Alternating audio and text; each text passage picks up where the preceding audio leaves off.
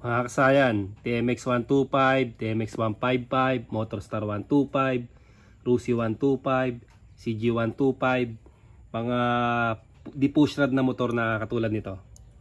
Mga di-push rod siya kasayan na isa sa dahilan na pinagmumula ng pagtirik ng ating motor.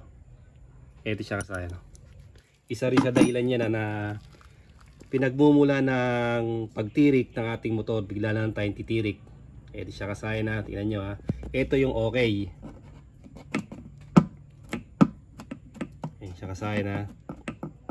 Ayan yung okay.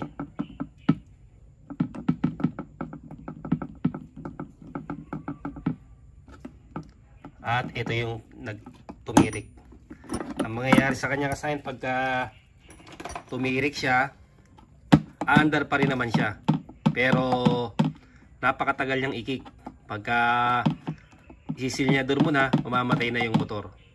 Tapos magkikik ka na naman ng matagal bago siya uli umandar. Ito siya kasi ang nangyari dito ay nag-stack up. Ito, pansinin nyo ha.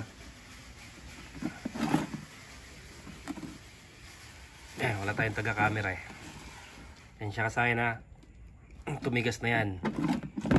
Hindi na siya naglalaro. Nakatulad nitong isa.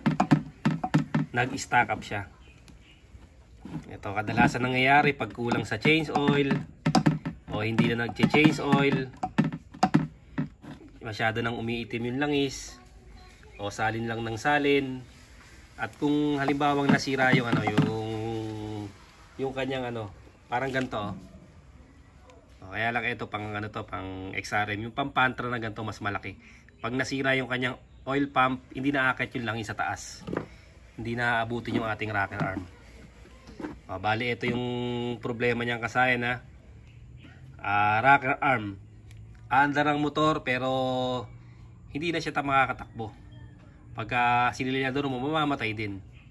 Poporma lang siya ng tatakbo pero mamamatay din. Tapos lalambot yung natin yung kick.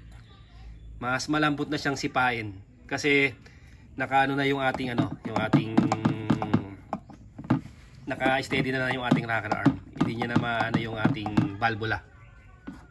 Dapat ganito ha. Ito siya, nag-stack up.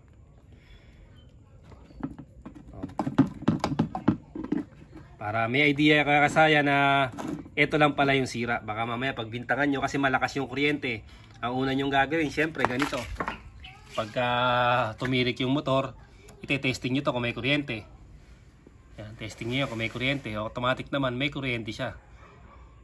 Kaya ibig sabihin, okay yung mga stator, CDI, ignition coil. Pero bakit hindi umaandar? Siyempre, checkin nyo rin yung inyong gas. Baka mamaya naubos lang yung gas. Tapos aandar, pag nag-revolution, patay.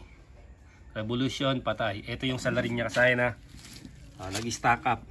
Para hindi mangyari sa inyo to, alagang change oil. Alagang change oil at saka magandang langis ang gagamitin. Yung hindi tayo madadali ng fake na langis para hindi tayo matutuyuan. At dapat kondisyon yung ating oil pump para laging aakit sa taas yung ating langis. Hanggang dito lang mga kasayan. Salamat sa panonood.